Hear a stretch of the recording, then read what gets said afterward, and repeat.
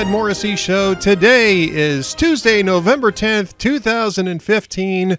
Joining me, as always, Andrew Malcolm, the Prince of Twitter, at AHMalcolm on Twitter. Investors.com/Andrew Malcolm, where he opines regularly for the great folks at Investors.com. Andrew, welcome back to the show. Thank you. I toned it down today. I didn't come up with 87 billion titles. I think it's wonderful. It's my weekly ego shot. Well, hey, whatever I can do, man. That's what I'm here for, because it's great having you on the show, and you are legendary now because. Yeah, I'm not quite done yet, I guess. But Jazz Shaw had you on Nerds, and that was fun. Those guys do a good show. He was just raving about how great a guest you were, and I said, "Hey, I've been talking to Andrew for 7 years now, right? 6 or 7 years." Welcome to the stage. Yeah, right. Yeah, so great. You got Andrew Malcolm, and I know that you do stuff on FTR Radio and other podcasts. So. Yeah, absolutely. Sure, whenever we can or get invited. I've always enjoyed radio. I had my own little show on college radio, and I just fell in love with it. And plus, I have a face for radio, so it works out. Both of us have a face for radio, and yes, it does work out that way.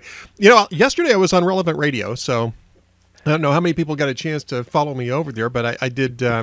3 hours on Relevant Radio for Drew Mariani, who was taking the day off. He's back today. Gave me a very nice shout out to start off the show. But I really like the folks at Relevant Radio. They're good folks over there. Yeah, they are. Yeah. So, but I'm back. I've been with you over there. You have. You've taken me over there. You've taken me to Hugh. You've taken me to the Pioneer there. You dance with the ones who brung you. That's what I say. I even went to the State Fair with you once. You did. You did go to the State Fair with us. That's right. Yeah, and we got to do that again. Although I didn't do the State Fair this year because I was too busy traveling for the book. But and I was offered to do it, but there was just no way. There was no way on the schedule I had that I was going to be able to take a few days out to go down to the fairgrounds and take even more time away from work. So that was a non-starter this year, unfortunately. But maybe next year it'll work out. Oh, that's great. Well, I can understand why you're in demand. So, yeah, they needed somebody who would go out there when they were moving the cows around down there. It was like 8 o'clock in the morning at the State Fair. You can guarantee that's about the only time you can guarantee that nobody's going to come up to the booth and watch you do the job. It's like, this is great. It's like doing it from home. Nobody's watching me. It's great. I like that, actually. It was kind of nice. Because I hate crowds. And there's a huge crowd down there. Huge crowd. And I don't like crowds, but that's all right. You really don't? No, I'm not a big fan of crowds. I don't operate well in crowds. And especially getting in and out. If you're in the booth, it's no big deal. That doesn't bother me. Having a crowd out in front of the booth is not a big deal. It's just the getting in and out of the place. I just dislike it. And so I'm You're funny. I know. I'm a weird guy. Yeah. Well, it's like I did a book with a very outgoing photographer. Did 2 books travel books with a very outgoing photographer. We did one all the way down the Mississippi River, and then another one all the way down US 1. It goes from Fort Kent, Maine, all the way to Key West. It's the old Boston Post Road, and I'd have to go back and check, but my memory is that not one of the pictures he took in there has people in it. That's funny. He's a landscape, old abandoned diner sign kind of guy. That's funny that you mentioned that, because I was thinking about this when I was taking the pictures in Italy this time. I was going over the pictures in Italy, and I got a lot of nice pictures. And you know that I'm a amateur hobby photography kind of guy. I'm not professional, but I enjoy doing this. And I found that the couple of photographs that people really commented on the most were photographs where I captured something interesting about other people. I mean, I was taking some beautiful shots of beautiful art. You kind of get an art overload, shooting all these wonderful pieces of art.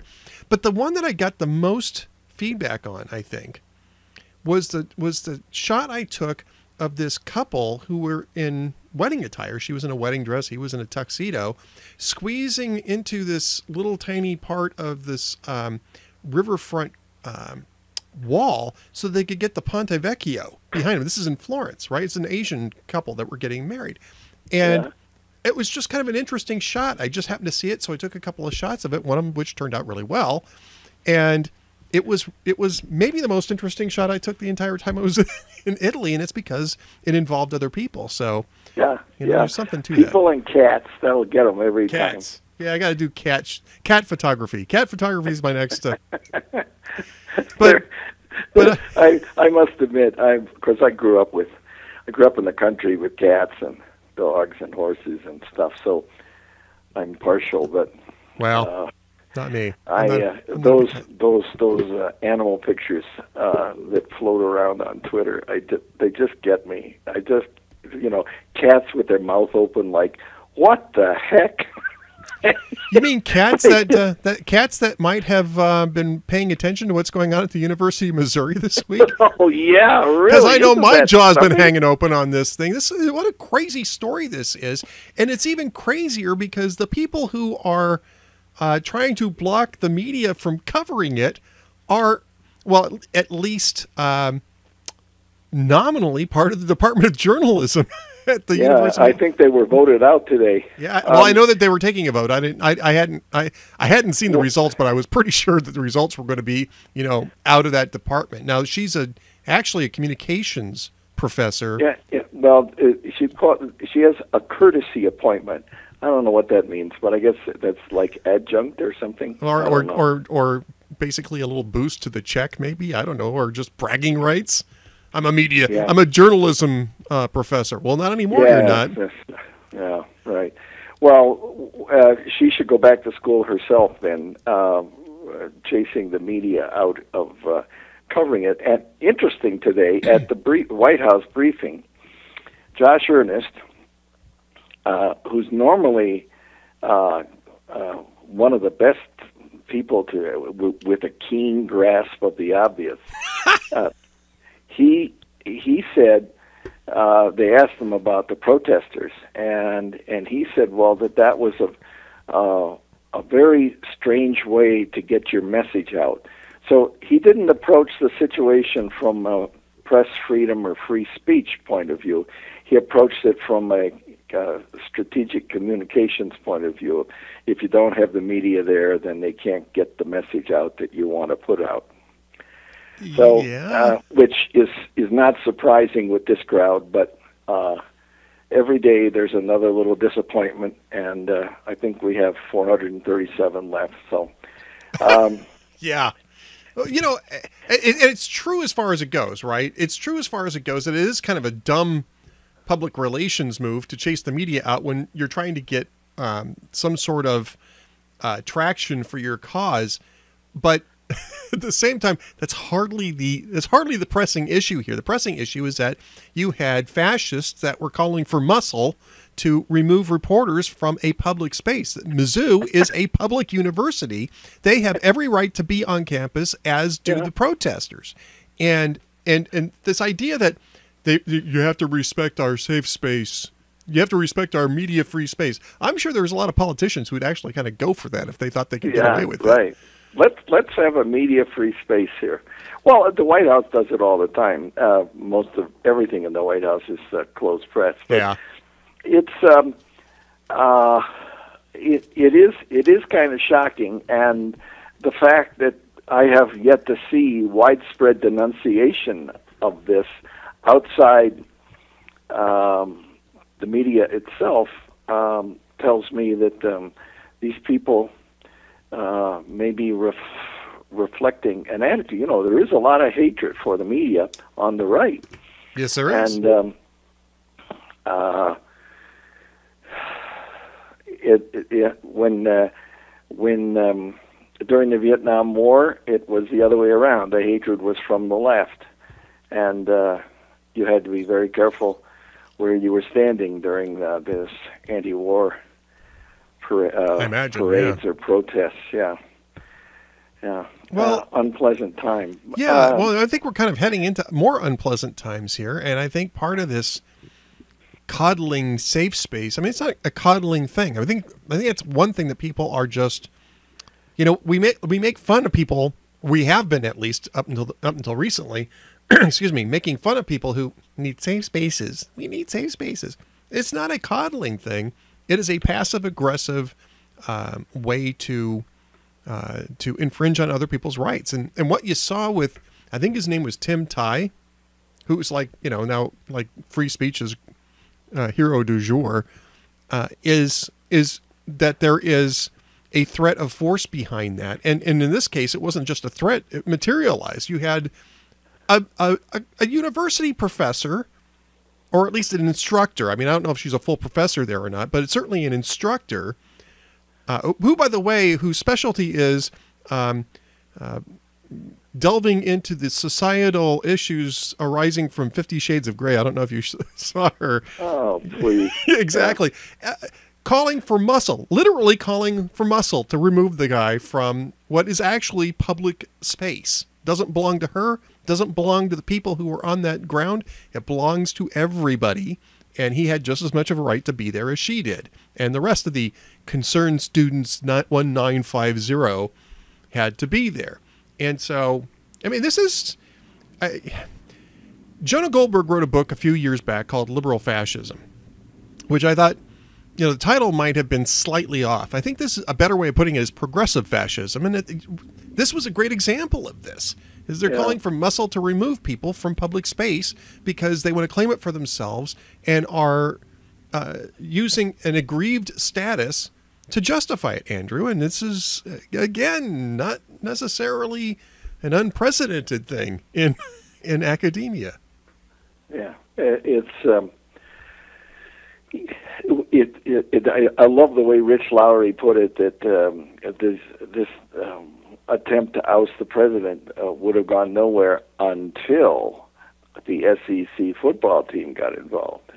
What was up with that, too? I mean, some of the football team members were going, hey, look, not all of us were going to be boycotting that game, and if we were 9-0, it never would even come up. Well, well, Lowry's got a great paragraph today. He says, come back, what the president should have said to the football team, come back and talk to us when you can beat Vanderbilt and score more than 3 points. And when with the teams, I think it's 1-5 in the SEC this year. Yeah, 4-5 overall, 1-5 in conference. Yeah.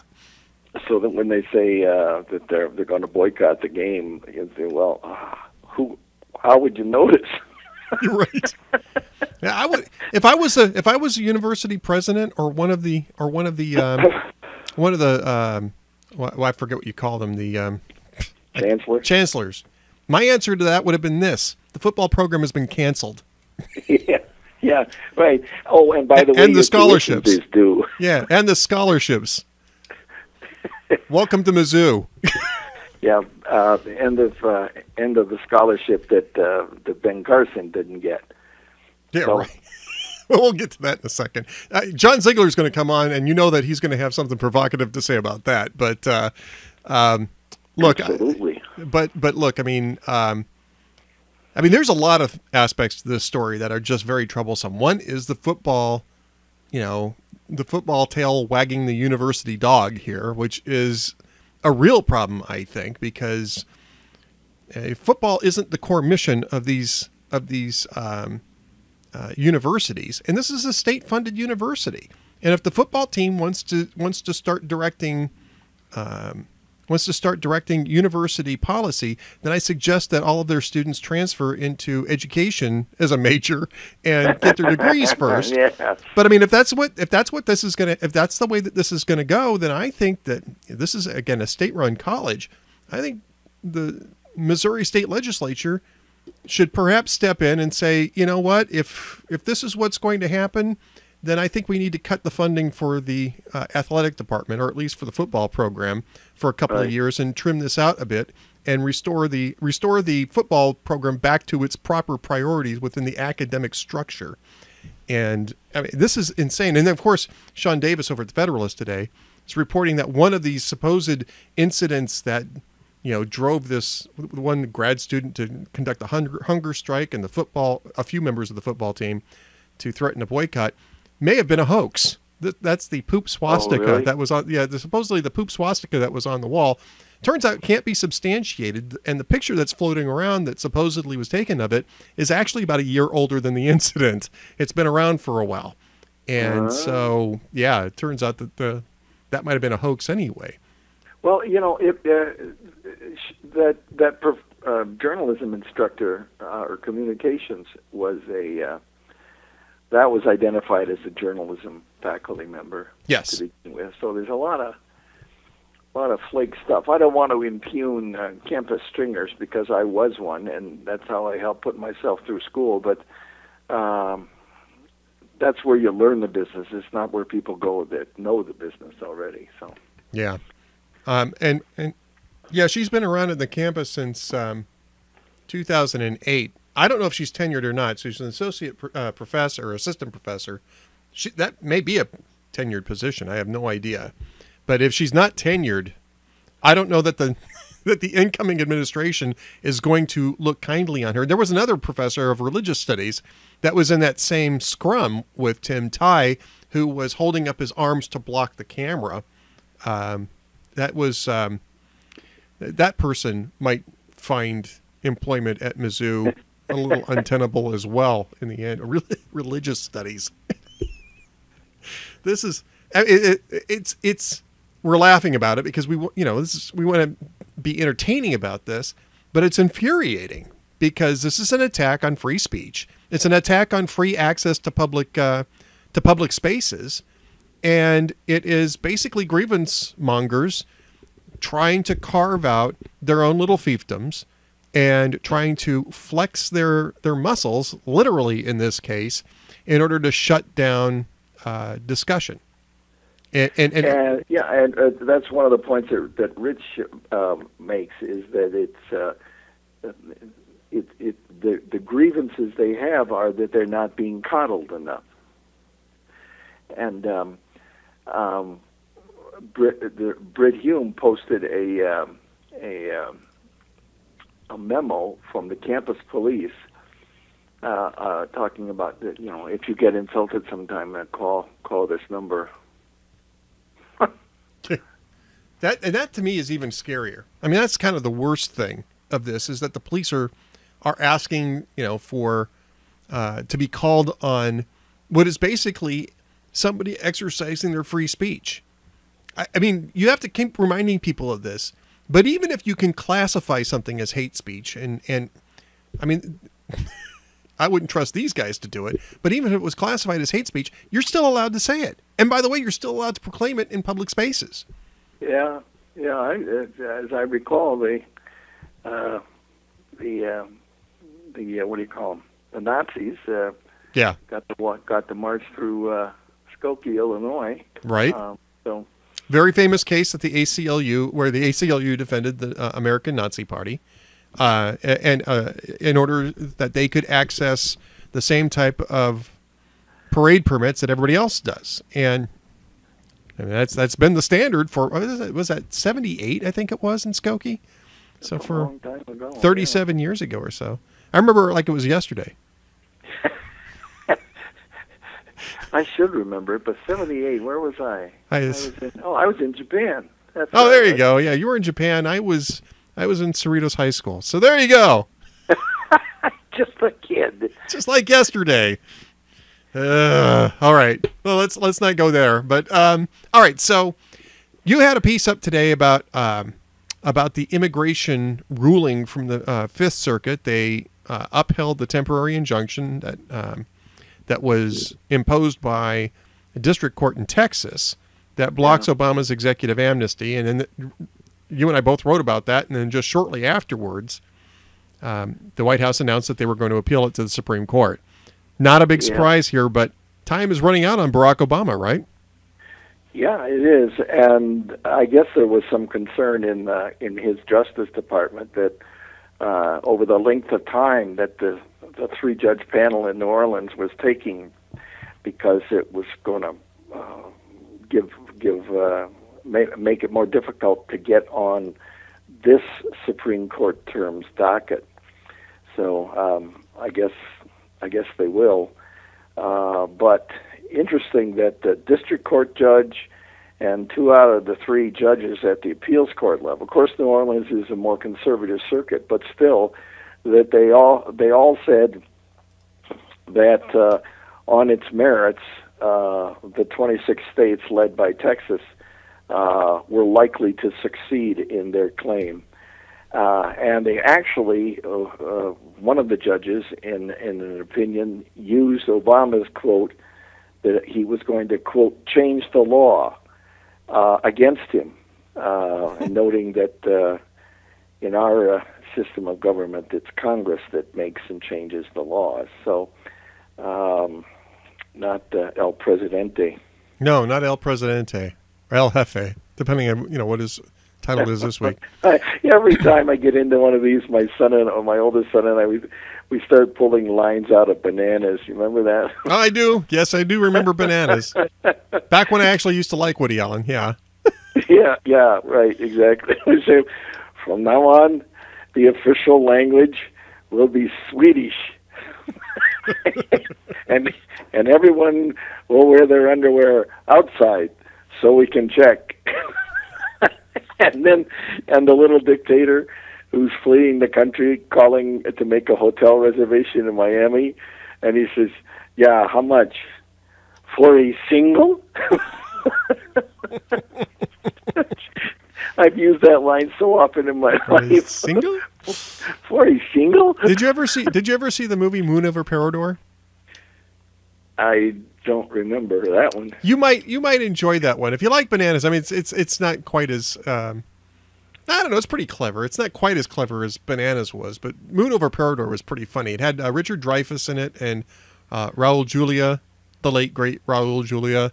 Had Sonia Braga in it. I'm trying to think of who else was in it, but Richard Dreyfuss is an actor who does impersonations, and he does an impersonation of this, Central American dictator, and he ends up having to play the guy because the guy dies suddenly, and the powers behind the throne want him to continue on. So he ends up being the dictator for a while, and it's a pretty funny movie. You might enjoy, if you like Bananas, you might enjoy Moon over Parador. But sounds like Dave, yeah. Yeah, it's like Dave. It is kind of like Dave.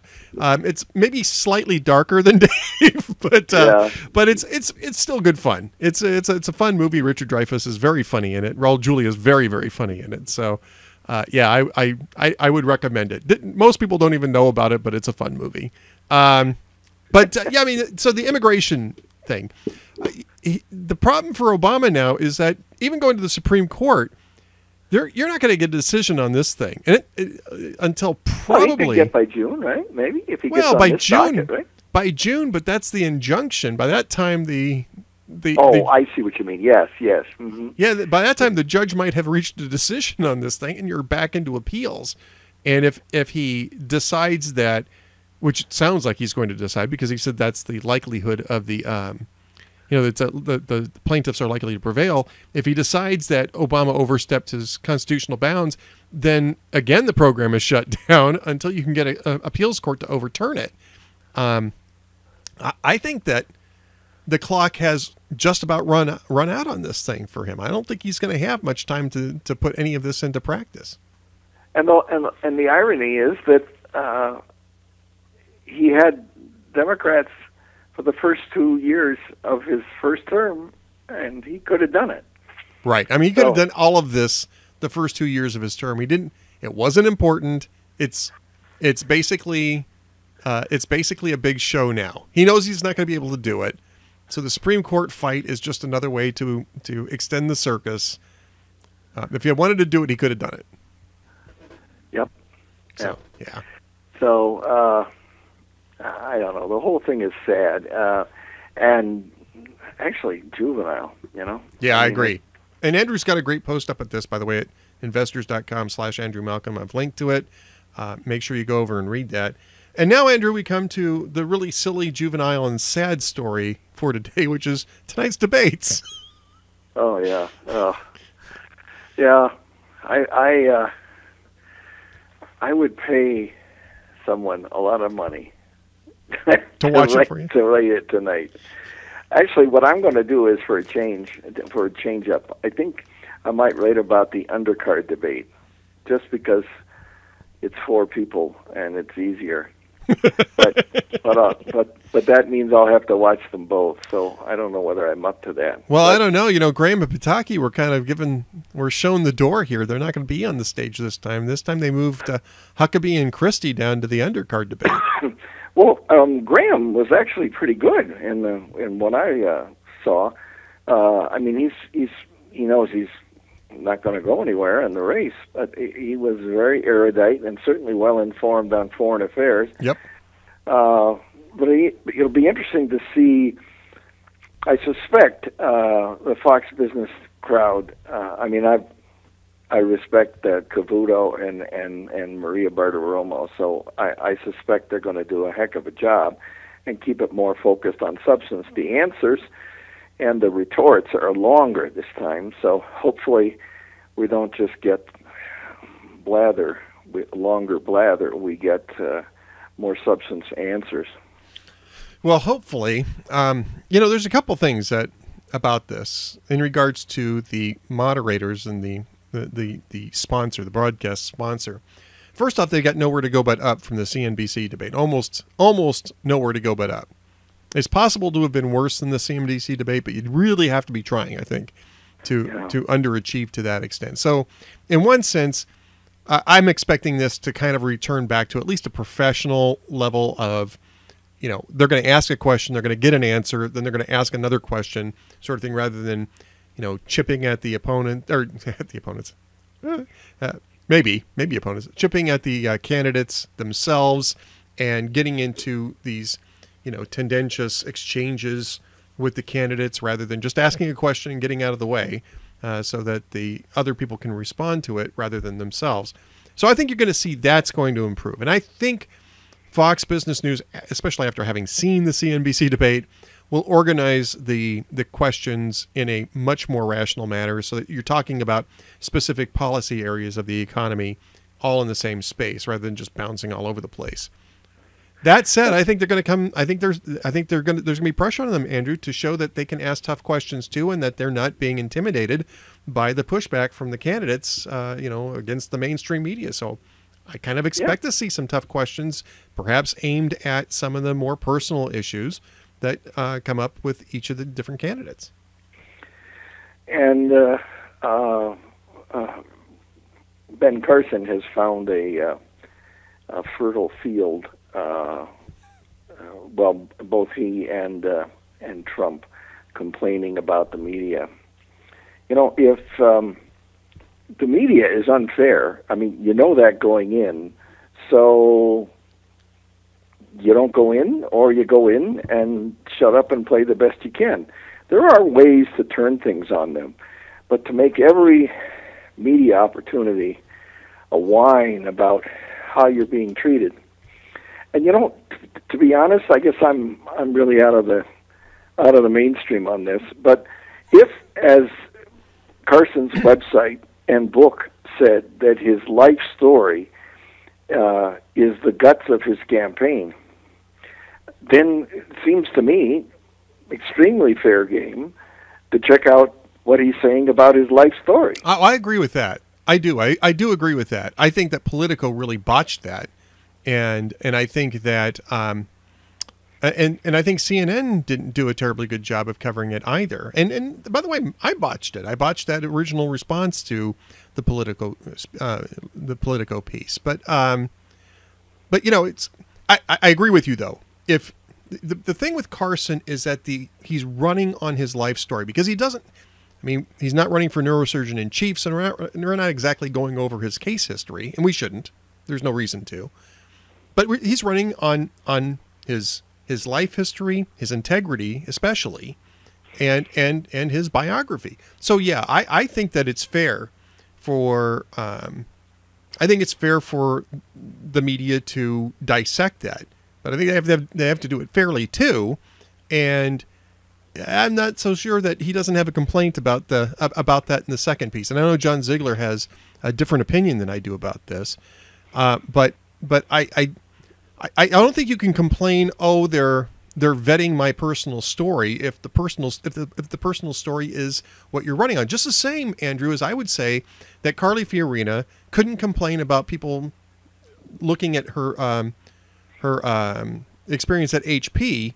Which she didn't, by the way. She didn't. No, she didn't. I know. I'm just using this as a example. And I haven't heard Rubio complain about the media checking out his father's life story about fighting in Cuba or whatever. It's part of the game. And what you do, what it says to me are two things. And I know I look at it from a communication strategic point of view. But what it says to me is, one, they don't have that much else to talk about. Yeah. And so they're going to go into what I'm really sick and tired of, is this victim society that we've cultivated here. And two, it's whatever pleases their people.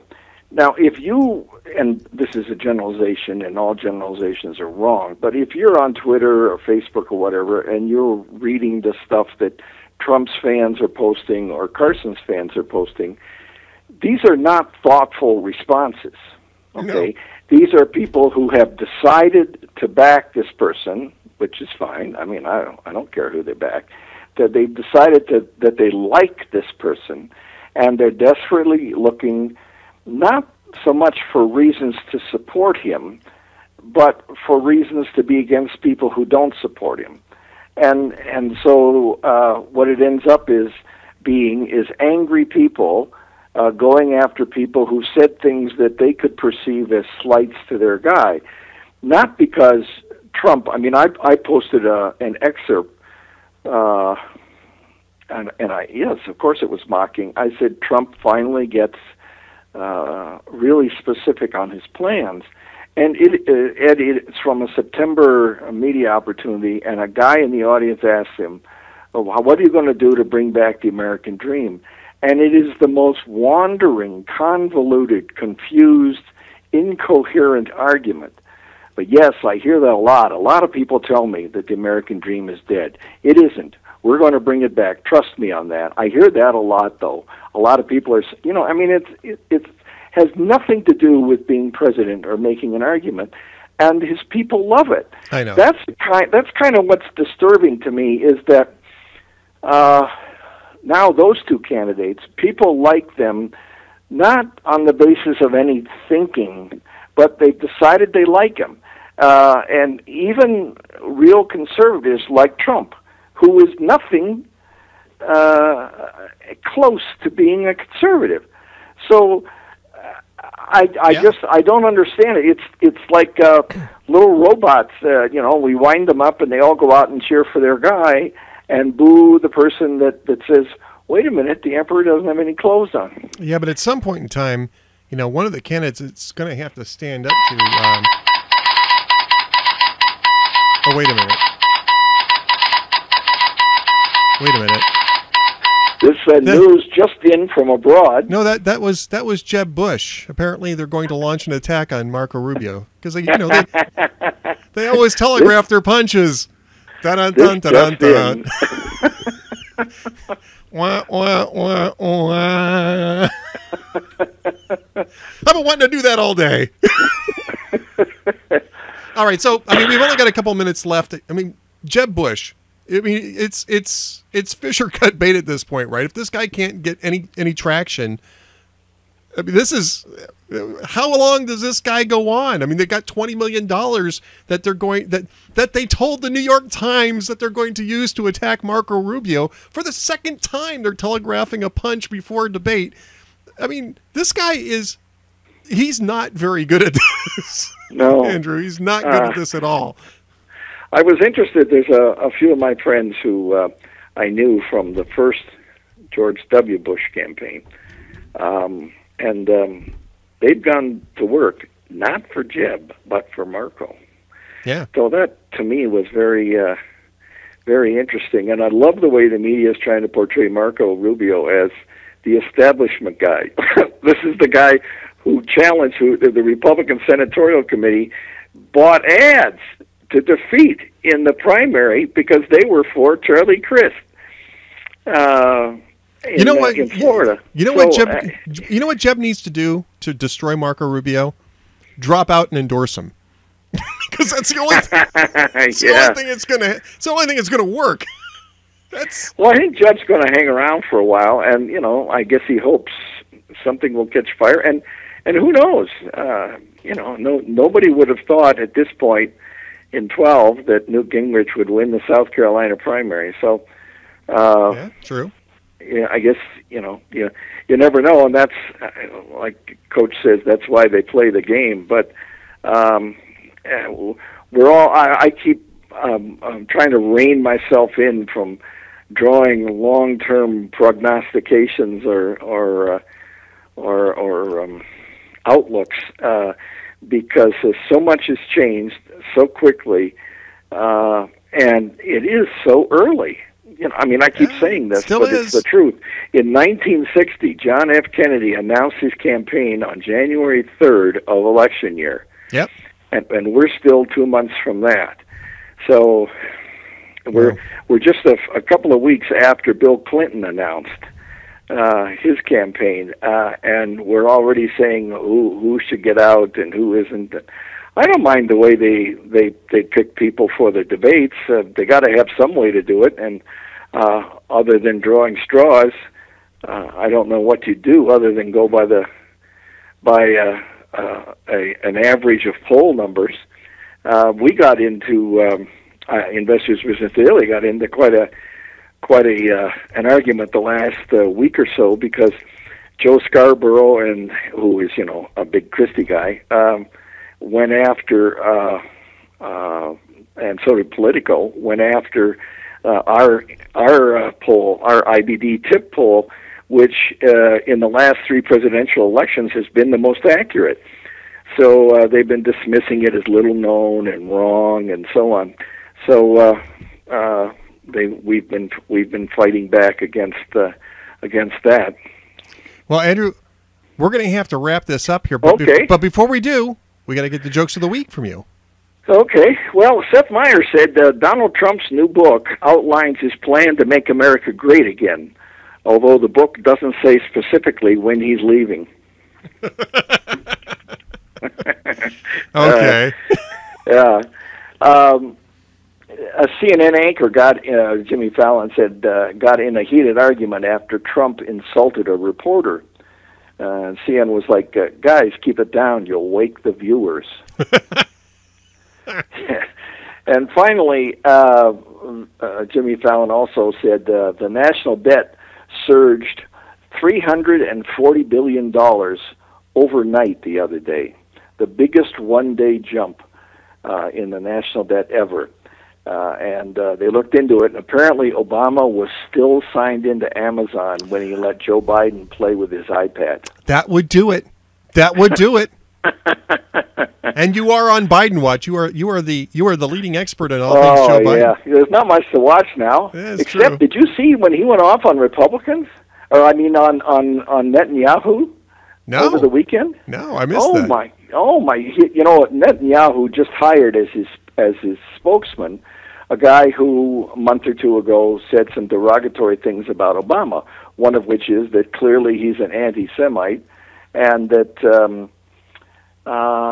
John Kerry has the intelligence of a 9-year-old, and so Joe Biden said that our closest ally in the Middle East, there shouldn't be anyone on their staff who says anything derogatory about the President of these United States. Period. Come on, Joe. You're a nobody. Get over it. Did he really say period? Because that's an ellipsis. Yeah. That's actually not the end of a statement. He really said it. That's an ellipsis, dude. He pointed his finger, too, Ed. Ooh. So I guess he means business.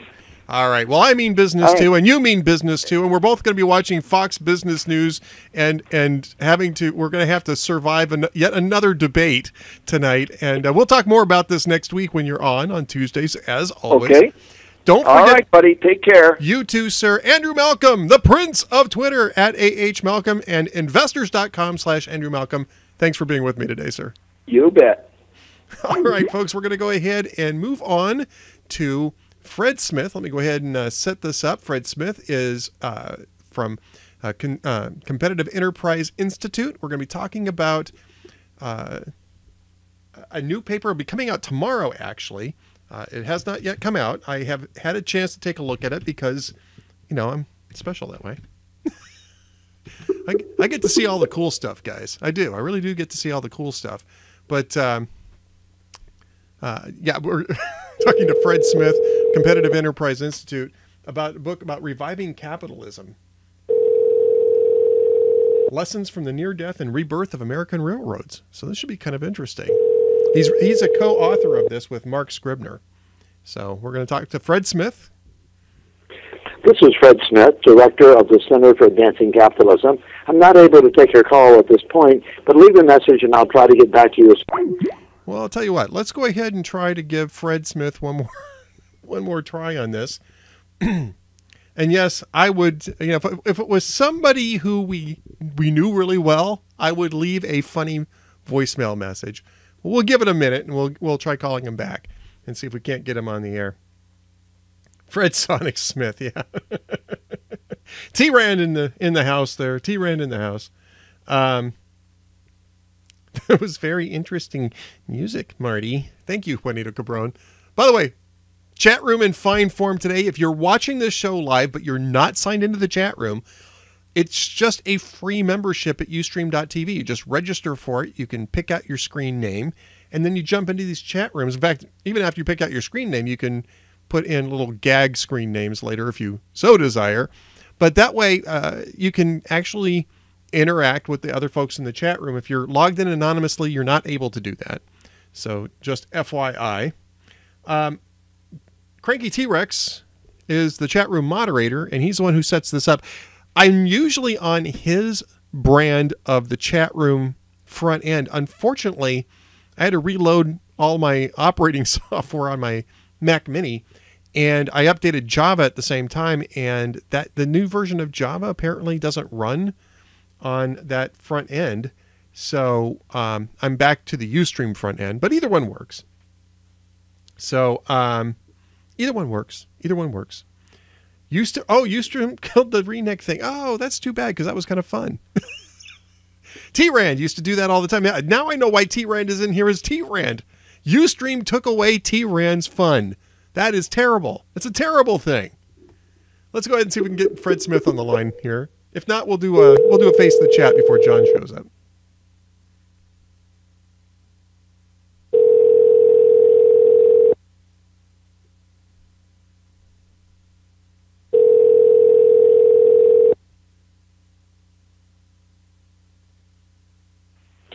This is Fred Smith, Director of the Center for Advancing Capitalism. I'm not able to take... Well, it looks like Fred Smith is not going to be able to join us today, so we'll go ahead and just do a little face the chat. I can fill you in a little bit first off on the book. If you've got any questions to ask me, let me just check my email and make sure that we don't have anything else coming up here. If you have any questions to ask me in the chat room, do a little face the chat. You do a Q, space, your question, and that way I can see it pop up. Anyone seen the new James Bond film and thoughts? I have not yet. The new James Bond film is Spectre.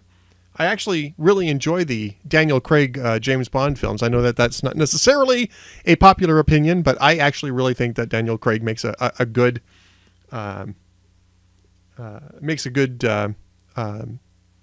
James Bond. And yes, Opachenga, if you want to go ahead and ping John and see if he's able to come in early, we'll just go ahead and bring him on. In fact, I can just do that here while we're talking. I can do it on, let's see. Let's see if he is. Let's see if he's available. I like Craig. Craig's a good actor. I don't know if you've seen him in much of anything else, but Craig is actually a very good actor. And I think he makes a great Bond.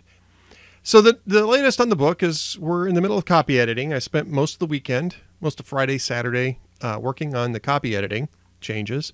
There's been a couple more that came down the pike today, and they were just really minor, so I didn't even have to get back into the file. I just signed off on it, It's easier to deal with things that directly rather than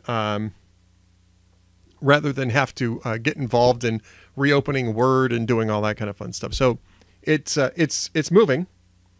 Let's see. What does Cruz need to do to get the nomination? I think he's doing I think he's working well on this. I mean, I think he's got a good strategy.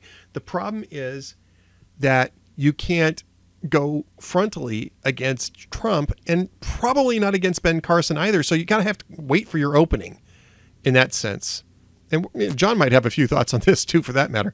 But it's it's tricky. And he and Marco Rubio have actually done a really good job of navigating the shoals here of a very tricky political environment in this cycle. And I think they both put themselves in very good position to eventually have the nomination come down to those two if Trump and Carson end up fading when voters start taking this more seriously. So Ziegler said, call him now. All right, we'll go ahead and give him a call. We'll see if he is ready to go. If he is, that's great. We'll just wrap things up. And there is John Ziegler. Let me go ahead and move the card over so that we can see John in all of his glory here. How's it going, Ed? It's going well. Here we go. John Ziegler is on the screen now. My friend, who is now, by the way, on 20 radio stations with his syndicated Sunday night show, The John and Leah Show, johnandleahradio.com. Right. And so, and of course, johnziegler.com, where you find all things John Ziegler. Right. So, tell me about the radio show. Before we get into the two stories that we're going to talk about, tell me about the radio show. Well, we do the John and Leah radio show each Sunday evening. And as you've already mentioned, we're on 20 stations nationwide in major markets, including here in Los Angeles and in New York City on the Salem affiliates of both of those major markets. Nice. And a bunch of other major markets in between. In fact, I think we are heard over the air in 13 of the top 28 radio markets, which is pretty good. We've only been on the air for about a year. And only really been syndicated for about 7 or 8 months. And frankly, Ed, this is going to sound Trump-like, but it's the best radio show in weekend radio, mainly because there's no competition, at least on a national level. The reality is, as you probably well know, although you are an exception to this at times, weekend radio is basically crack cocaine known as infomercials most of the time. Yes. And by the way, I don't do weekend radio any longer. I gave it up a couple of years ago. But okay. But yes, you're right. I didn't want to insult you because I know you've previously done it. So anyway, the point here is, you well know, weekend talk radio is a wasteland of infomercials. And so at 10 p.m. Eastern Time, 7 p.m. West Coast Time, we do 3 hours of the best radio that there is in a weekend review style. And one of the reasons why it's unique is because, as you well know, Ed, I am very different than just about anybody else in the media, especially the conservative media, in that my goals are not to be popular or to really worry about ratings or revenue or getting on television or anything like that. My goal is the truth, and that's highly unusual in this day and age, increasingly so. And so I hope people will check it out. You mentioned, johnandleahradio.com, also freespeechbroadcasting.com. Right. Is where you can find out all the 20 stations. There's 20 different links there. You can listen live on the internet if you're not in one of our over-the-air markets. And it's a lot of fun. I mean, it's the best radio I've ever done. I've done radio at some of the top stations in the country, and I've never done a show better than this, mainly because I have no boss. I'm the CEO of the corporation. Well, that's kind of nice. I mean, it's so therefore, without a boss, talk radio is a lot more fun and a lot easier. And I think the weekend review format really works well for myself and Leah Brandon, with whom I used to work at KFI here in Los Angeles, then the #1 listened to talk station in the country. So it's there's no other radio show like it on Sunday nights for sure. Well, that's great. It's great news. Glad to see that you've got your own. You're getting your own gig going, which I think is much better suited for you. No, seriously. I mean, some people I mean, some people just really. Kevin McCullough would be another good example of this. Kevin McCullough did regular radio, did terrestrial radio through Salem, through a couple other different outfits as well. Ended up outside of it, came back in, rebuilt it himself, and now he's back in it. And I mean, it's a similar situation with you. I think that fits Kevin better. I think it fits you better. That's not I didn't mean that to be a knock. I meant that actually to be a compliment. You're on the right path. And I appreciate that. It's funny because the reason why I think it's funny is because part of the reason that is because let's face it, I'm a difficult to manage personality. Type A a little bit, maybe just a tad. Yeah, I mean it's because it's mostly because it's not because I'm some sort of hoodlum or rebel or something like that. It's just simply because I don't accept the conventional wisdom and I don't go by the normal rules. Most people in this business, Ed, I think you would agree, are in it for a couple of reasons. Most of which are being popular or being loved or making money and being famous or some combination thereof. I don't care about being loved because I don't like human beings. So therefore, that has no impact on me at all. My wife doesn't even like me. So it doesn't matter to me being loved or liked or being popular. And as far as making money, fortunately, I'm in a situation where that's not a huge priority for me. And being famous, I've had a little bit of fame, and it's not what it's cracked up to be. So that's never really interested me that much either after I got past like the age of 24. Well, I think that it's certainly a lot of truth in that as well. But yeah, I mean, you kind of march to your own beat. I mean, that's great. That's the reason. That's the reason, by the way, that new media is such a diverse and dynamic environment, is because you can do those things. You can be your own boss. You can create your own. You can create your own niche. And I think this is just a start for you. I think it's going to be fabulous. Well, we'll see. I appreciate it very much, and it's good to be kind of partnered since we're on 11 different Salem stations, and so I guess we're kind of distant cousins now. I forgot to check, but are you on the Twin Cities? We are not. We're hoping to eventually be, okay. But if we are, I'll certainly let you know that. Because that's also another area where it's all basically infomercials. And I have to be fair, because I was on the Twin Cities Salem affiliate out here for 9 years, and my radio partner Mitch Berg is still doing it. And Brad Carlson, another one of my colleagues, is still doing it. They have 2 hours a day on Saturday and Sunday, and separate shows. They each have their own show, but they're still doing it. So they're committed to weekend radio, to real weekend radio, not just the infomercials. But might be a fit for you. I don't know. Something for you to look into. So. I'll absolutely we'll give him a call. Maybe you can give him a call. I mean, I'd love to have John and Leah on in Twin Cities. There you go. Fantastic. That'd be awesome. All right, so let's get to a couple of the stories here, and we're going to disagree on at least one of these stories, which is always lots of fun. I always like disagreeing with you, John. It's and that's Ben Carson. Now, last week, I think there was a point there where there was a lot of scrutiny of his biography. Mm-hmm. Starting on Friday, it got kind of nasty and ended up blowing up in Politico's face because they got it wrong. Mm-hmm. And since then, there's been some corroboration of most of the disputed stories that have arisen in Carson's biography, or autobiography, I should say. Okay. So you still think that Ben Carson has a Brian Williams problem, though? Well, I know you posted this at Hot Air earlier, and people can see it at johnziegler.com. I wrote a very lengthy column for Mediaite, which I do occasionally, about this. I should have mentioned that, too, by the way, because you've been doing that for a while, too. That's a good gig.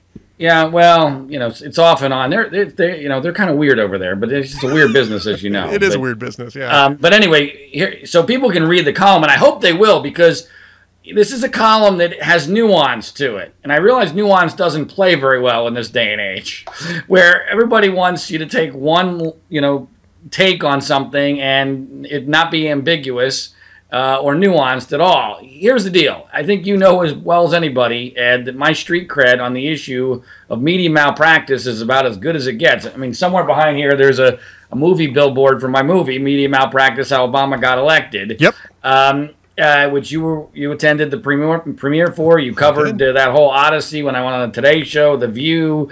I had Barbara Walters, sticking her shaking finger in my chest as I was defending Sarah Palin and ripping Barack Obama. So I mean, look, I've done 3 major documentary films on stories that the news media totally blew it. I despise the news media more than anybody, and there is no question that Ben Carson is getting a raw deal with regard to the level of scrutiny for things that Barack Obama and Hillary Clinton don't get any scrutiny or hardly any at all from the mainstream news media. So that's stipulated, right? Okay. Right. Yeah. As conservatives, we understand that. However, there are certain problems with Ben Carson's storyline which concern me, and which I do think fit into the Brian Williams mode, although I think, as I argue in the media column, they're a little bit different than that. Now, let's go through the timeline here.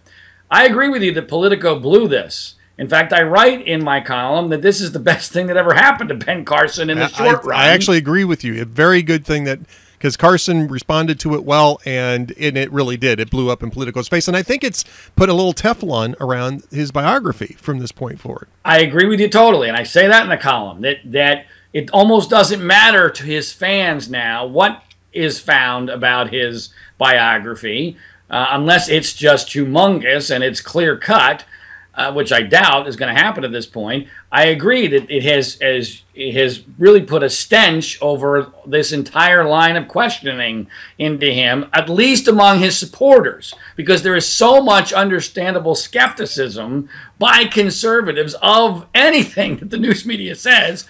We just don't trust them, and for good reason we don't trust them. Now, but let's look. It's quite possible, as I argue in the column, Ed, that 2 things are happening here.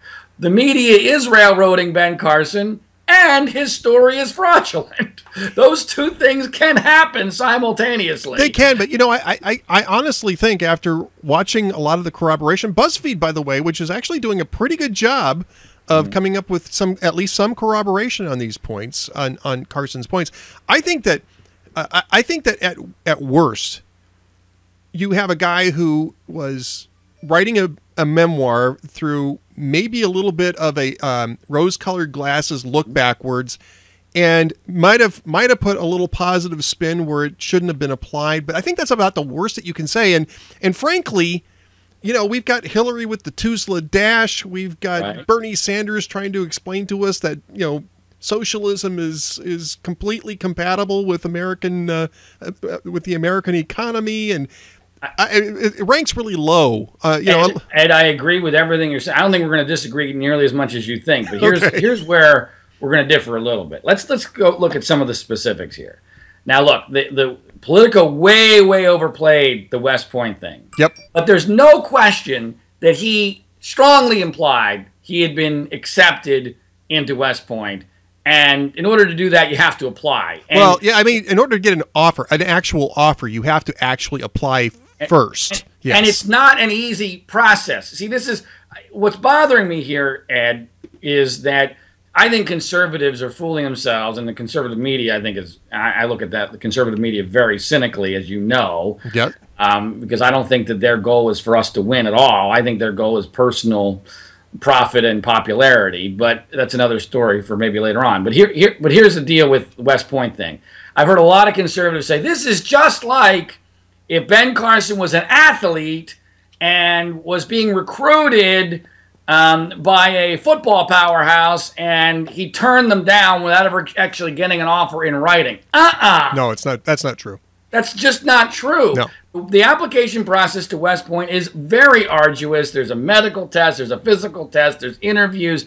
That you have to go. And for him to imply that he had been vetted by West Point at some point in his life and approved for a quote-unquote full scholarship, which is a weird phrase for him to use because we all know, I've known since I was a kid going to Army-Navy games in Philadelphia, West Point is free for everybody. Everybody gets a full scholarship. Although other people have described it that way too, though. I understand. Yeah. But see, Ed, and you may not agree with this, I truly believe that if a Democratic candidate was trying to claim exactly what Carson has on West Point, we would be saying that's offensive to people who have gone to West Point, gone through the process, we would be calling it at least a fib, if not a lie. And I think there's some disingenuous hypocrisy on that. Again, I don't think that's a disqualifier for Carson. All right. Right. And if there was nothing else, if there's nothing else weird in his background with regard to this, I wouldn't be saying he has a Brian Williams problem.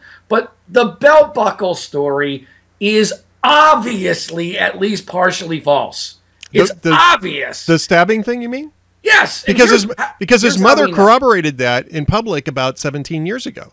You're talking about the mother story? Yep. Yeah, well, first of all, hold on a second. Okay.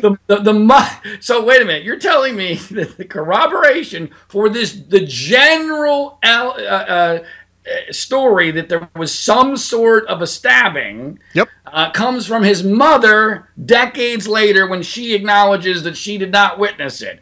Okay, that's pretty tenuous, but here's my point on this.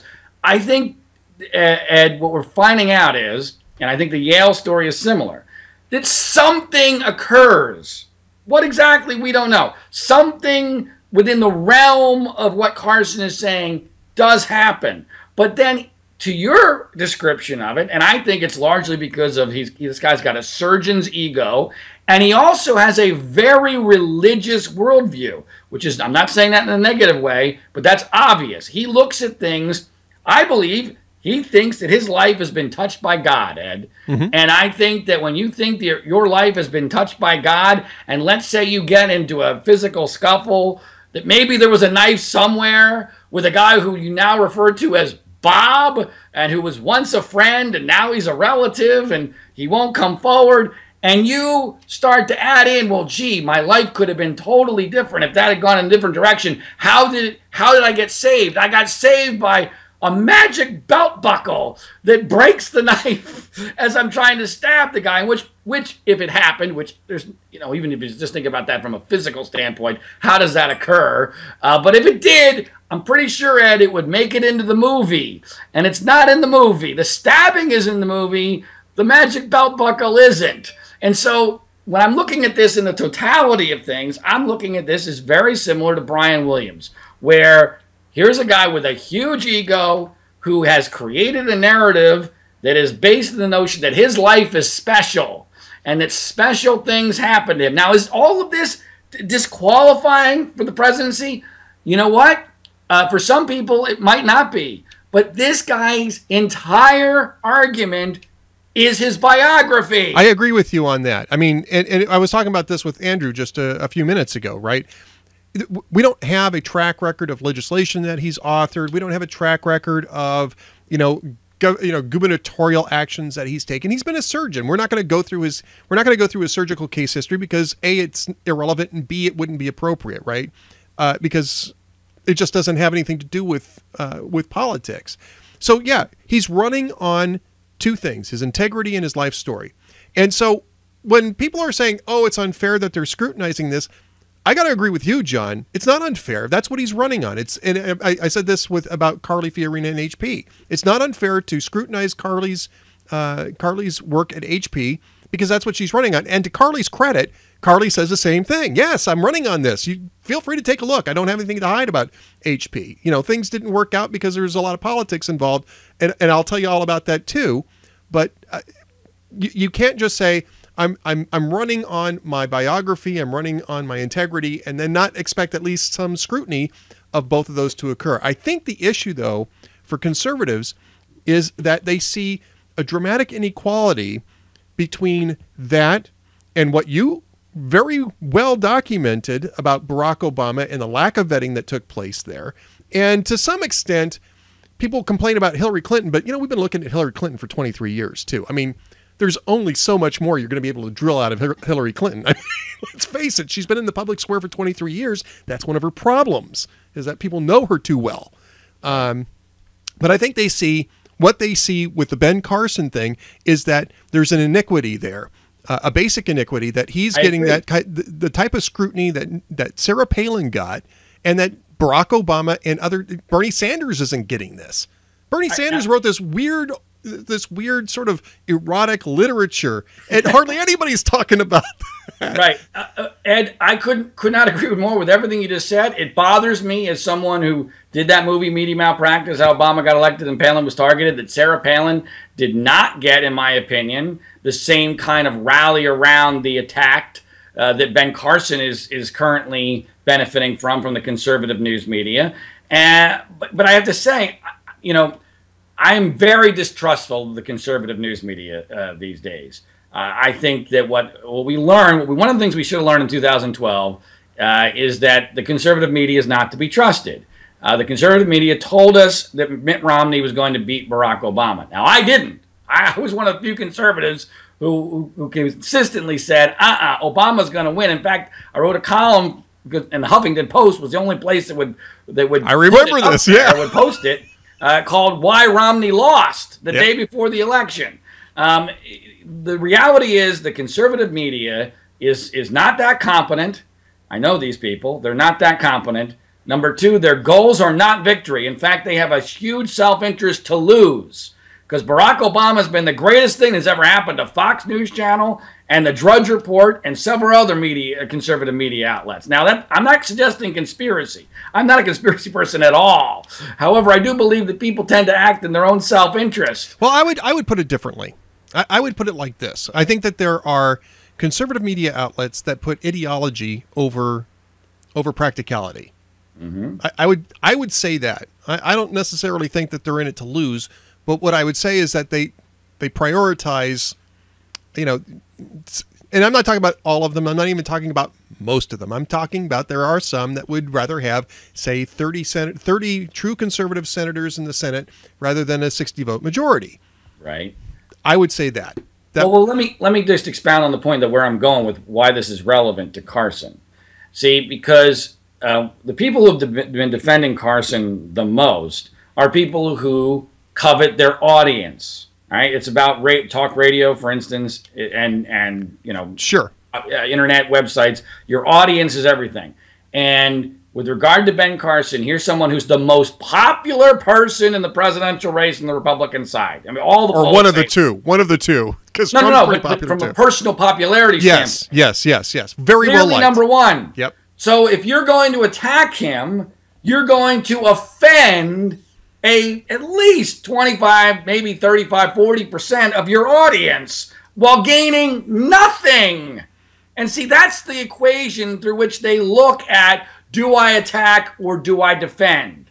And that it's not based on what the truth is, and it's not based on whether or not Ben Carson is the right person to go up against Hillary Clinton. Because come on, people, let's face it.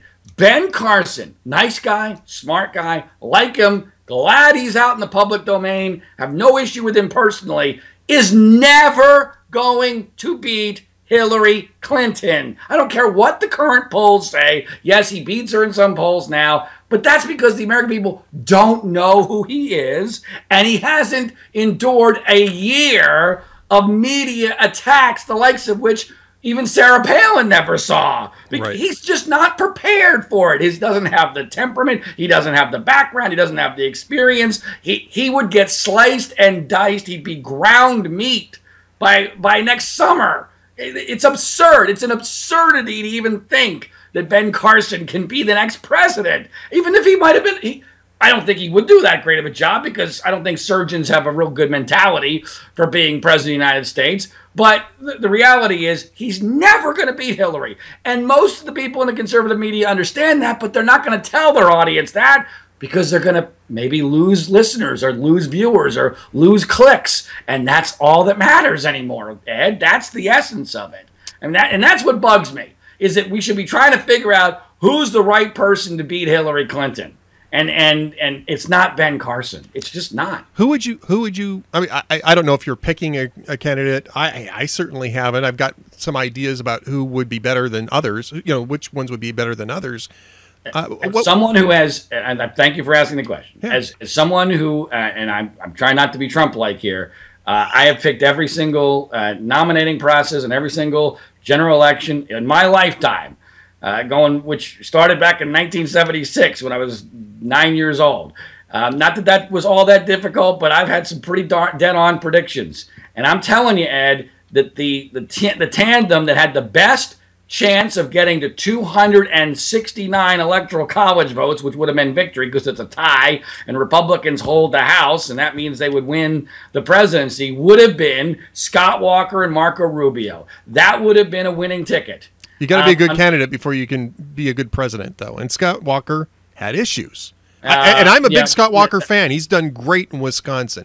And I think he would make a good president, but I thought Tim Pawlenty would make a good president too, but you got to be a good candidate. Similar to the Pawlenty issue, Ed, where, for some reason, and this is where I blame the conservative media again, Ed, we seem to think on our side, if you look at this as a romantic endeavor, right? If this is a big game, a big game of The Bachelorette, all right?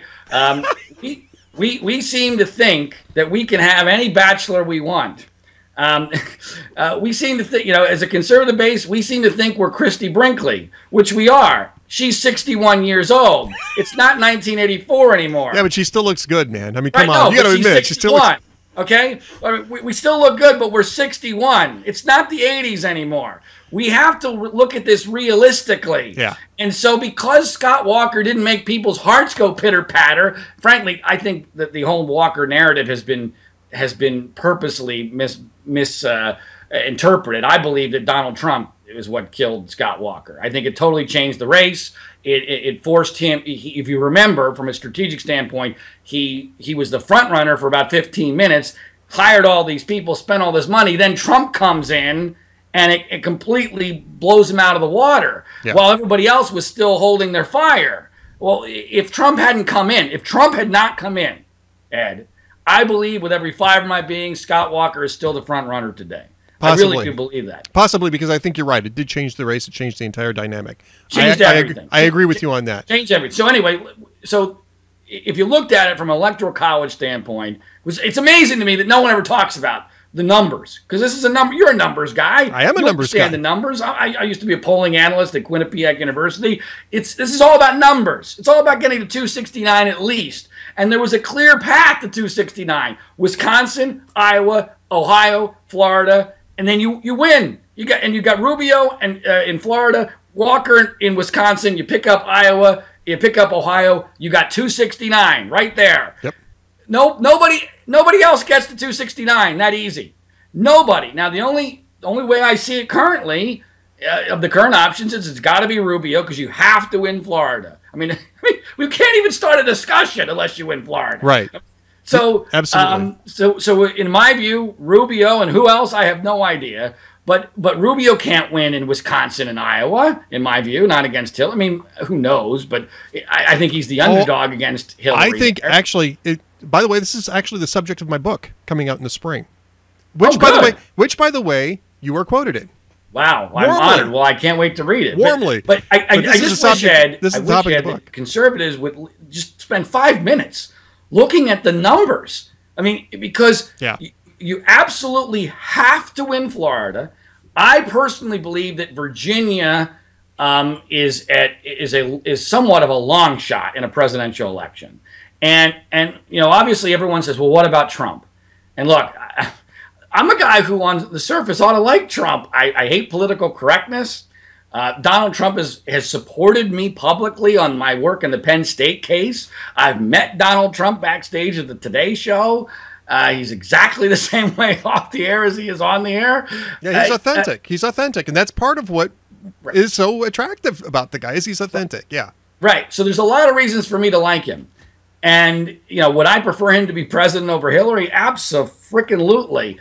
But my concern is that there is no way for him to win a general election. And here's why, Ed.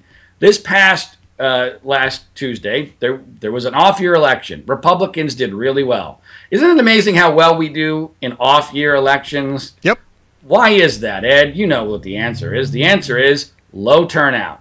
Or different turnout. Republicans do very well in low turnout for a couple of reasons. One, our people care more and our people are smarter. Although I'm not as confident of that as I used to be. But when you have low turnout, you have inherently a smaller percentage of morons voting. All right? And so that's why we do well in 2010, 2014, 2015. Not so well in 2008, 2012.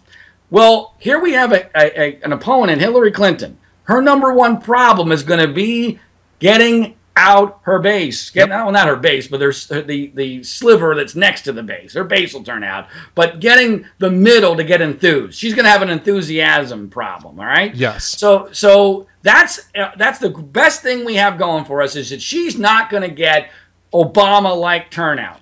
So what are we considering doing? We're considering nominating the one guy who would ensure 100% voter turnout in every demographic there is, Donald Trump. Yeah. Brilliant. Provocative. Brilliant. And look, I mean, what I would say is that Trump's a wild card. And I'm not sure I could predict what his impact would be in a general election because we're having difficulty predicting what he's going to do, what his impact is in the primaries from week to week. I mean, we really are. And it's really a different dynamic with Trump in there. We haven't seen it before. It's not even an Obama dynamic. It's just a completely different thing going on. But I would say that if you're looking for the type of candidate other than Trump, we'll just go ahead and put Trump to the side because he might be the guy. It's hard to say. But otherwise, what I would say is you need somebody who's going to be younger, who's going to be somebody who voters can relate to better, which I think is a problem with Trump because not too many people relate to multi-billionaires who like to brag about their wealth. And I mean, I think then you're looking at guys like Marco Rubio, Ted Cruz, Chris Christie, although he'll never convince the base, right? Younger guys with personalities that people can relate to, that can draw people in. Those are the types of people who could beat Hillary Clinton. And that's not an exclusive list, by the way, but I mean, that's the type of candidate that you're looking at. Scott Walker might have been one of those guys, too, if he'd been able to hang in there long enough. He was perfect for that. He drives a Harley. He's the son of a pastor, humble background. He was frankly perfect. Yeah. And I think the fact that Trump purposely knocked him out, both by direct hits as well as just his presence changing the dynamic, as we've already mentioned. Yep. I mean, I'm not a conspiracy guy, and I do not believe, although it's getting harder not to, I do not believe this is the case. But I keep asking this one question that no one can come up with an answer to. Maybe you can, Ed. If Donald Trump was a Clinton family plant to ensure her election, what would he be doing differently than what he's done? Because I can't come up with it. I'm not a conspiracy guy. I don't think that that's the case because I don't think he would have put anywhere near as much effort into doing this. For the Clintons. I first of all, I stipulated by saying I don't believe this is what happened. No, I get it. It's sort of like me asking the question today with Jeb Bush's second telegraphed attack on Marco Rubio, right? And linking it to the New York Times, saying if Jeb Bush wanted to bolster Marco Rubio's anti-establishment credibility, right? Could he do it any better than what he's doing right now, right? That's a good analogy. That's a good analogy, except for the fact that there is an explanation for why Trump would go ahead and do this. Yeah. Not because he loves Bill Clinton. He loves the attention of course that he's getting. Yeah. All right. So he's feeding off of this attention. And if he was a plant, he would have targeted Walker, he would have targeted Bush, and he would have targeted Rubio. And look what he's done, lo and behold. Although it's interesting, it had an impact on Walker, obviously, and Bush hasn't really had an impact on Rubio, which is interesting. But see, my fear is this. See, this is what I think is the most likely scenario at this point, Ed. And, of course, there's a long way to go, and who knows what will happen tonight. But it's my view that that Rubio will get the nomination. But the problem is going to be how difficult and how bruised will he be once he gets it. Yeah. Is it going to be a bloodbath, which it very easily could be? And if it's a bloodbath, then he can't win because the party won't be united and he'll already be bruised up too badly to take on someone like Hillary with the media on her side. The other possibility is he wins it, but Trump is still a factor by the Cleveland Convention. And at that point, Trump is already on the record saying that, Rubio's a boy and, he's not ready and, he's ripped him many different ways. I think what's going to happen here is Trump will have a huge incentive to, if not formally endorse Hillary Clinton, to effectively endorse Hillary Clinton, because that's the only way he gets back into the good graces of the news media. Once he's done with this, he still wants to be loved by the news media. Yeah. So how does he do that? He does that by helping Hillary win. He's already set the predicate that he's ripped Rubio. So you really think he's going to help Rubio against Hillary? No, I mean, I don't see him needing to go after Hillary to earn the love of the media, though. This is a guy who's pretty much self-sufficient in that regard. The media loves the guy because he sells the people tune him in. So he doesn't have to go. True. That's the only reason why the news media has put up with him so far. Yeah. But at the end of this, Ed, I think he's going to have to do some rehabilitation for his media love, and there's been no easier way for him to do that than to be a thorn in Rubio's side. Or an independent run. Although no, I don't think he'll do an independent run because then he actually has to spend his own money. Well, not only that, but you have to do it early. I mean, most of the time you have to have that kind of in place by February or March at the very, very latest. It's very difficult. Tough. Look, my view of Trump is, and I did not believe at the beginning he had a legitimate chance to win the nomination. I think he does have a legitimate chance to win the nomination. Yeah, I do. And I tell you what, I think what's happened with Carson is perfect for Trump because it's not going to destroy Carson's campaign. It's only going to let maybe a little bit of the air out of it, just enough to where Trump can, I think, move back ahead and win Iowa. Because winning Iowa was critical to Donald Trump. I think if Trump doesn't win or come very close in Iowa, I think he's in big trouble because the aura of invincibility is gone. The only reason why you go with him is because he's a winner, and if he's not winning, then what's the point? And then somebody else gets the momentum, and I think Trump's in big trouble because he's not going to have the same organization in those other states to rely on. He's all about momentum, Trump is. So I think that's working out very well for Trump. And I also, by the way, think from a subliminal standpoint, Ed, I think what's going on in this country at college campuses, especially what we saw at the University of Missouri, plays in perfectly to Donald Trump's candidacy. That's a great point, one I hadn't considered, to be honest with you. That's a great point, John. I've even had people come to me, Ed, because they know I've been critical of Trump. People I respect, sensible conservatives, say, you know what? I was never going to think about voting for him, but I'm just so fed up. I am just so done with this political correctness. Just get me some balls, which is basically what Donald Trump brings to the table. Yeah. And I have to tell you, I'm sympathetic to that. I'm damn close to jumping on the Trump bandwagon at this point because I'm just so damn sick of this. We've got to shatter it because if we don't shatter it now, it's never going to be shattered. And the only guy seemingly able and willing to do that is Donald Trump. So I actually think he's got in between a 20 and 30% chance of being the nominee, and I never thought that was going to be the case. So what are you looking for tonight in tonight's debate? Well, it's interesting. Obviously, people are going to want to know if Carson gets asked anything, which he might not because it's a business debate, about his biography. Clearly, does Rubio hold on to his momentum? I mean, that to me is the most important. And Cruz, both of them, right? Rubio and Cruz, because they both come up a little bit. I am in agreement with those, and hot air. I've read a lot of hot air about the idea that it's going to be a Rubio-Cruz battle at the end. I think that's possible. I disagree with Eric Erickson that who wrote today, I guess, that Cruz will win that battle because of Jeb Bush. I just don't see that. I just don't see that happening. I look at this as very much like the college football playoff. There's 4 spots in the college football playoff, and there's going to be 4 Final Four spots in the GOP nomination. You've got the angry conference, which Trump is going to win easily. He's won the angry conference. You got the affirmative action conference between Fiorina and Carson. Carson will win the affirmative action conference. You've got the establishment conference, which Rubio is currently beating Bush in and will likely beat him in. And then you have the true blue conservative conference, which Ted Cruz will win. And so you're going to end up with those final 4. Interestingly, how much Carson hangs in there, I think, is going to be important to how that all plays out. But I agree that the 2 semifinalists, the 2 semifinal matchups, if you think it that way, are going to be Rubio Cruz and Carson Trump. Yeah. And my gut tells me we're going to end up with Trump Rubio at the end of the last 2 standing, which is not exactly what anybody thought was going to happen about a year ago. That's for sure. Yeah, that's yeah. I agree with you. It wasn't what everybody thought was going to happen. Look, we've only got a few minutes left, and I did promise you we were going to talk a little bit about Kathleen Kane and Penn State. I don't want to shut out that topic because I know you want to talk about it.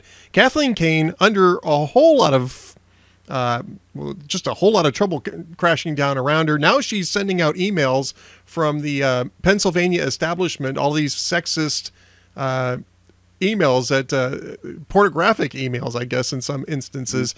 She's going down in flames. What's going on with Kathleen Kane, and what does this have to do with Penn State? All right. Well, I actually just read the transcript of her hearing last week that was held in private. It was rather bizarre. I went to the hearing that started this whole thing a couple of weeks ago.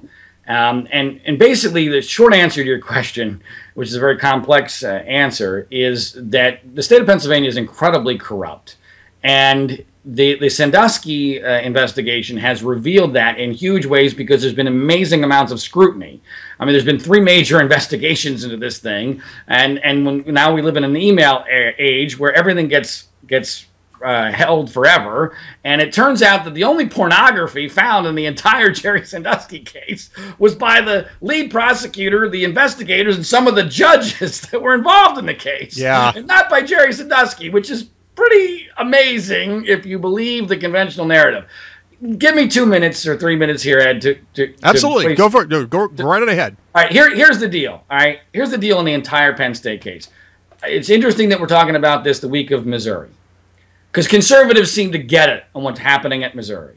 What happened at Missouri is a politically correct panic where everybody went for the exits and fell into the fetal position because of the charge of racism. All right, conservatives seem to get that, right? That there was no actual wrongdoing or crime at the essence of what caused the president of the University of Missouri to resign.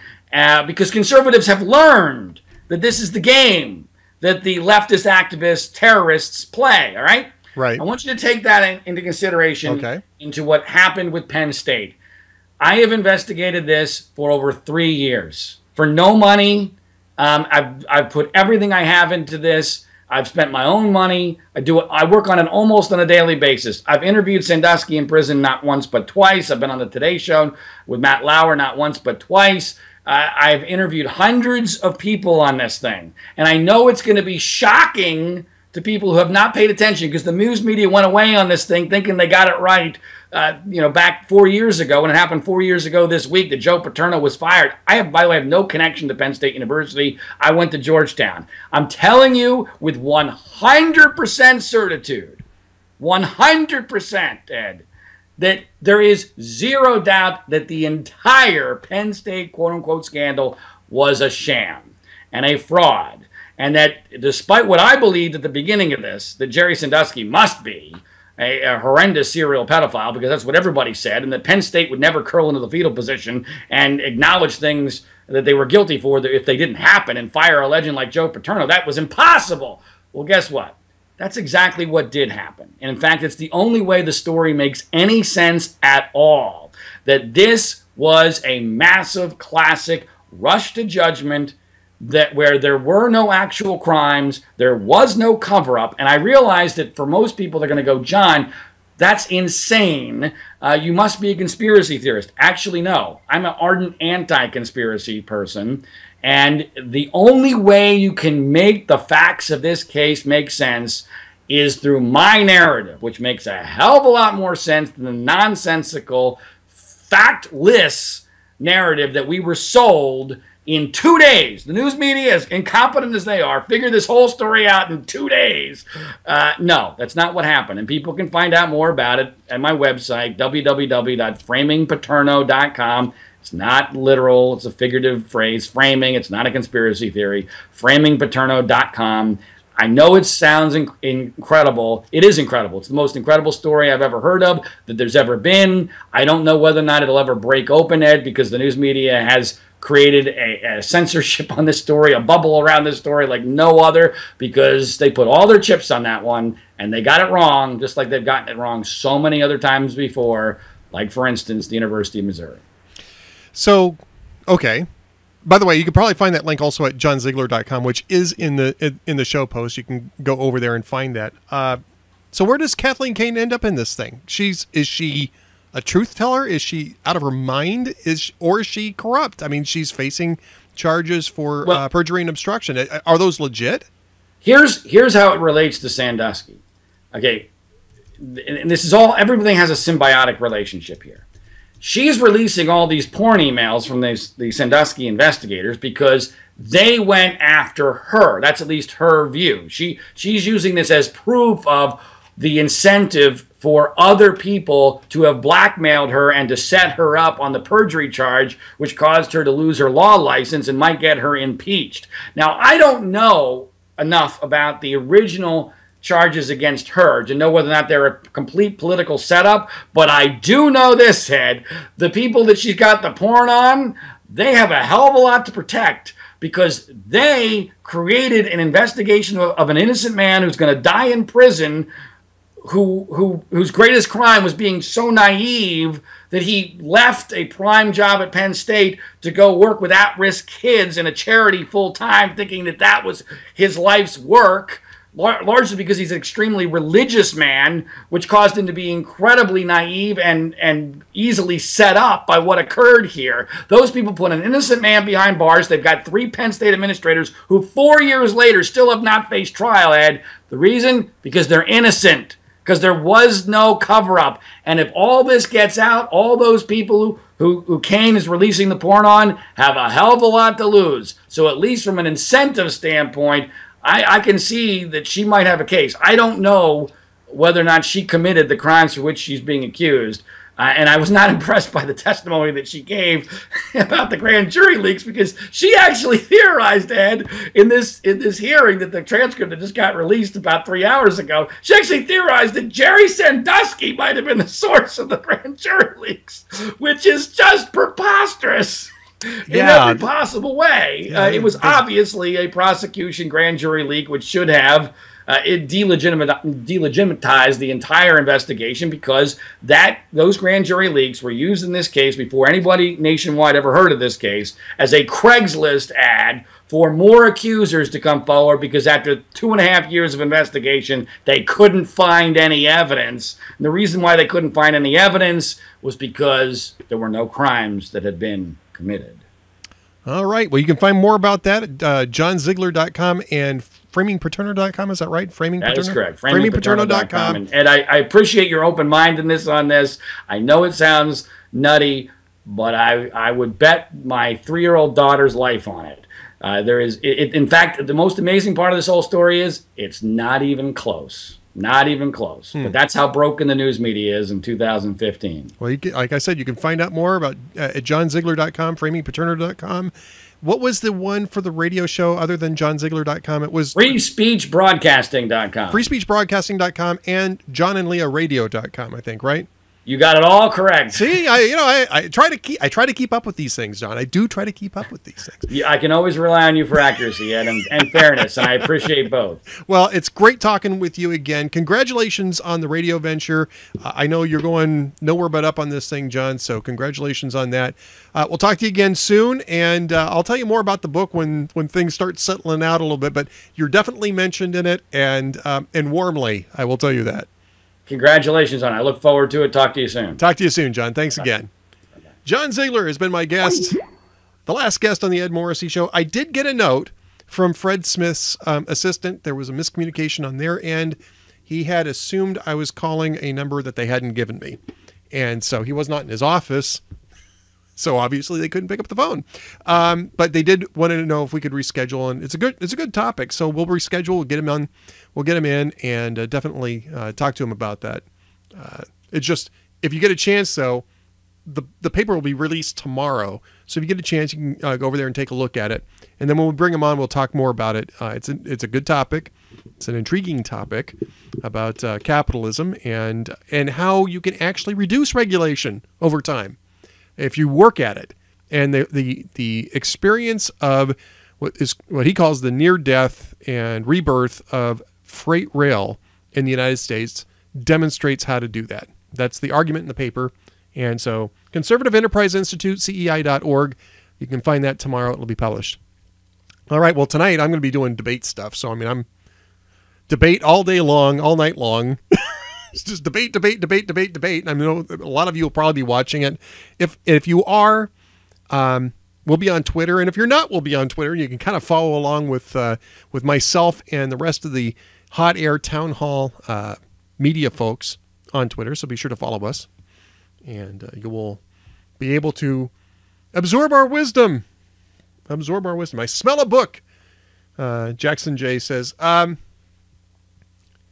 the other thing I wanted to tell you about the book is that we're pretty close to, I think we've now settled on April 12th, 2016 as a release date. The Amazon date has been fixed. The Penguin Random House website has it featured on there as well. They're asking me not to post the cover, even though it's on Amazon and on the Penguin Random House website, because they want to do a whole rollout with it. So I'm trying to be good. I'm trying to be good about that, but I'm excited. I want the cover to come out. I want people to see it. It's a lot of fun. And by the way, I'm not kidding. A lot of what we were discussing with John, not the Penn State stuff, but the election stuff, is stuff that is covered in this book. And so I think it'll be interesting. It'll be coming out in April, just about the time when we're starting to wrap up the primaries, and we have to start thinking about the general election. That's what the book is about.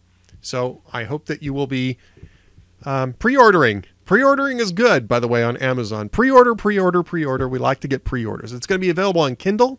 There will be an Audible version of the book, which will be read by me. And so you'll hear the same voice.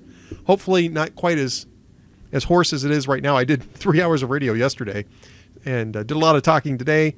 And this is a lot of, when I do the recording of the book, we're not quite to that point yet, but when I do the recording of the book, there will also be a lot of, lemon water and hot tea, I think, involved in making sure that that the pipes stay lubricated there. So it'll be interesting. It'll be fun. And I'm hoping to share those experiences with you as we go along.